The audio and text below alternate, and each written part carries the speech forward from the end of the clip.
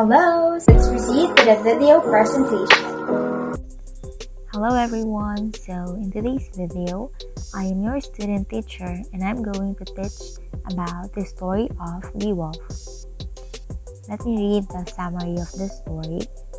King Hrothgar of Denmark, a descendant of the great King Shildshefson, enjoys a prosperous and a successful reign. He builds a great mead hall called Heorot, where his warriors can gather to drink, receive gifts from their lord, and listen to stories sung by the Skapsir bards. But the jubilant noise from Heorot angers Grendel, a horrible demon who lives in the swamplands of Hrothgar's kingdom. Grendel terrorizes the Danes every night, killing them and defeating their efforts to fight back. The Danes suffer many years of fear, danger, and death at the hands of Grendel. Eventually, however, a young Geatish warrior named Beowulf hears of Hrothgar's plight. Inspired by the challenge, Beowulf sails to Denmark with a small company of men determined to defeat Grendel. Hrothgar, who had once done a great favor of Beowulf's father, Ecgtheow, accepts Beowulf's offer to fight Grendel and holds a feast in Heorot's honor. And during the feast, an envious Dane named Unferth taunts Beowulf and accuses him of being unworthy of his reputation. Beowulf responds with boastful description of some of his past accomplishments. His confidence cheers the Danish warriors, and the feast lasts merrily into the night. At last, however, Grendel arrives. Beowulf fights him unarmed, proving himself stronger than the demon, who is terrified. As Grendel struggles to escape, Beowulf tears the monster's arm off. Mortally wounded, Grendel slinks back into the swamp to die. The severed arm is hung high in the mead hall as a trophy of victory. Overjoyed, Hrothgar showers Beowulf with gifts and treasure at a feast in his honor. Songs were sung in praise of Beowulf, and the celebration lasts late into the night, but another threat is approaching. Grendel's mother, a swamp hag who lives in a desolate lake, comes to Heorot seeking revenge for her son's death. She murders Asheri, one of Hrothgar's most trusted advisors, before slinking away. To avenge Asheri's death, the company travels to the murky swamp, where Beowulf dives into the water and fights Grendel's mother in her underwater lair. He kills her with a sword fork for a giant, then finding Grendel's corpse, decapitates it and brings the hag as a prize to Hrothgar. The Danish countryside is now purged of the treacherous monsters. The Danes are again overjoyed, and Beowulf's fame spreads across the kingdom. Beowulf departs after a sorrowful goodbye to Hrothgar, who has treated him like a son. He returns to Geatland, where he and his men are united with their king and queen, Hygelac and Hygd, to whom Beowulf recounts his adventures in Denmark. Beowulf then hands over most of his treasure to Hygelac, who in turn rewards him. In time, Hygelac is killed in a war against the Scylfings, and after Hygelac's son dies, Beowulf ascends to the throne of the Geats. He rules wisely for 50 years, bringing prosperity to Geatland. When Beowulf is an old man, however, a thief disturbs the barrow or mount where a great dragon lies guarding a hoard of treasure. Enraged, the dragon emerges from the barrow and begins unleashing fiery destruction upon the Geats. Sensing his own death approaching, Beowulf goes to fight the dragon. With the aid of Wiglaf, he succeeds in killing the beast, but at a heavy cost, the dragon bites Beowulf in the neck, and its fiery venom kills him. Moment after their encounter, the Geats fear their enemies and attack them now, that Beowulf is dead. According to Beowulf's wishes, they burn their departed king's body, on a huge funeral pyre and then bury him with massive treasure in a barrow overlooking the sea. And let's proceed to the book review and analysis. So the bibliographical information, the title and the author of the book. The title is Beowulf and the author is unknown. So the title from the original manuscript of the story, the title of this book is it doesn't have a title, but the title itself, Beowulf, comes from the protagonist character Beowulf. That is why the title is Beowulf, and the author is unknown. But in other story or article, it states that the author is from the Anglo-Saxon or known as the Anglo-Saxon poets, but considered to be unknown in the author. And the publishing year of the book, there's 2 years. 1815 is the first printed edition, and 1833 is the first year English edition appeared. So let's proceed to the characters of the story, specifically the main characters. So first, Beowulf. The hero for whom the untitled poem was later named Beowulf is the perfect warrior, brave, strong, and honorable. While he displays enough bravado to inspire hope in the Scyldings, he is still courteous. He uses both his wits and brute strength to defeat his foes. Beowulf's only flaw manifests in the later part of the poem, when he decided to face the dragon alone instead of delegating the task to a younger man, and in so doing lives his kingdom without an experienced ruler, vulnerable to its enemies. Next is Hrothgar. The king of the Scyldings is a wise and venerable leader, weighed down with sorrow and loss. Placed in the inevitable position of requiring outside help to solve his deadliest problem, Hrothgar nevertheless stands proud of he decides to accept Beowulf's help before the hero returns home. Hrothgar has the wisdom to share with him about kingship, for which he believes Beowulf is eminently suited.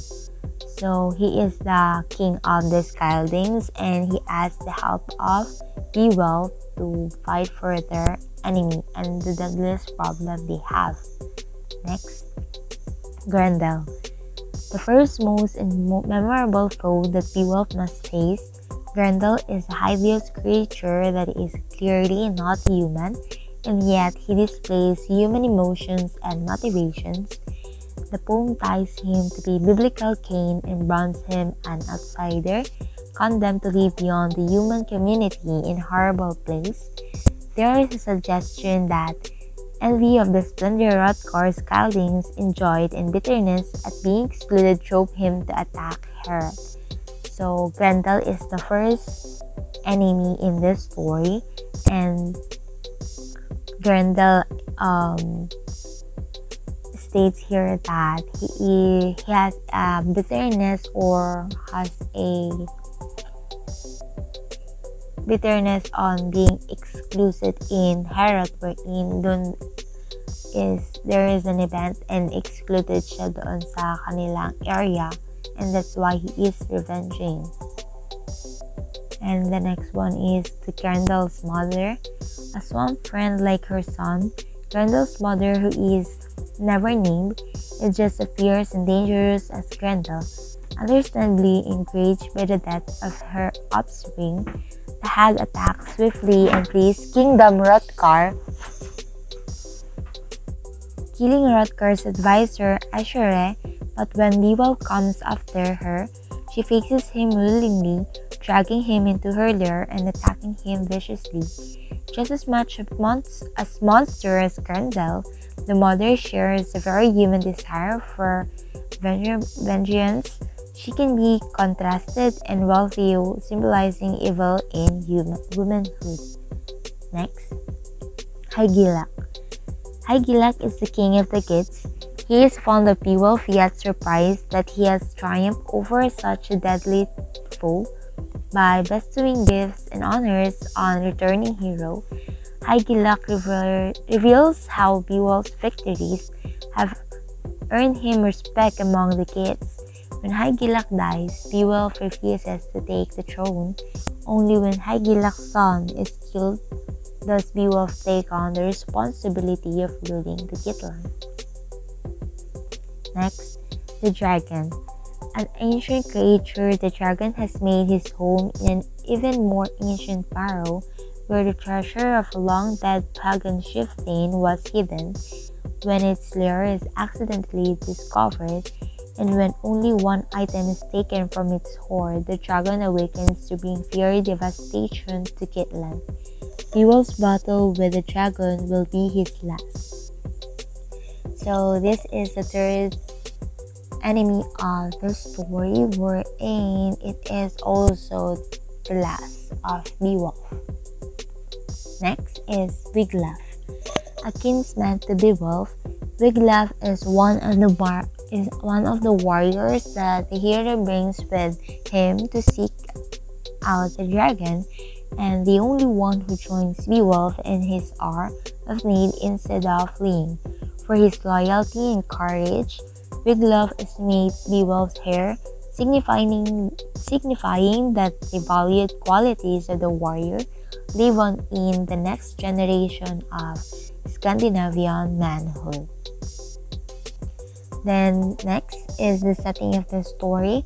So the setting of the story is in Scandinavia, where it's the Scyldings, wherein there is the Geats and the Sweden, and Danes or the Denmark. So the plot summary. Beowulf is an heroic poem, the highest achievement of the Old English literature and the earliest European vernacular epic. The work deals with events on the early 6th century, and while the date of its composition is uncertain, some scholars believe that it was written in the 8th century. Although originally entitled, the poem was later named after the Scandinavian hero Beowulf, whose exploits and character provide its connecting theme. There is no evidence of a historical Beowulf, but some characters, sites, and events in the poem has historically verified. The poem did not appear in print until 1815. It is preserved in a single manuscript that dates to circa 1000 and is known as the Beowulf manuscript. So the conflicts, there are 3 conflicts. So the first one is the domination of Midhall by Grendel. Conflict 2, the revenge of Grendel's mother after Grendel's death. And the conflict 3 is the rage of the dragon. Next, the themes. Verified. 5. First, good versus evil. Second, courageous warrior. Third, man versus death. Fourth, Christmas versus the devil in hell. And fifth is the man versus the evil within wild nature. And the symbol of the story has 2. The first is the golden torque, the collar or necklace that Walter gives Beowulf as a symbol of the bond of loyalty between her people and Beowulf, and by extension the Geats. Its status as a symbolic object is renewed when we learn the Hygelac died in battle wearing it, furthering the ideas of kinship and continuity. And the second one is the banquet. The great banquet at Heorot after the defeat of Grendel represents the restoration of order and harmony to the Danish people. The preparation involves the rebuilding of the damaged mead hall, which in conjunction with the banquet itself symbolizes the rebirth of the community. The speeches and giving gifts, essential components of the society's interactions, contribute as well to the sense of wholeness renewed. And the genre of the story is heroic epic, and the point of view is the third person omniscient, wherein the third person omniscient it is also known as the all-knowing, wherein all-knowing means it is known all the thoughts and feeling of the story. And last, the lesson of the story, the moral of Beowulf is that it is better to die young with heroism and virtue than to grow to a ripe old age being cowardly and avoiding your responsibilities. And that is all for the story. Thank you. Kindly click the like button, subscribe, and bell button to be updated for new videos.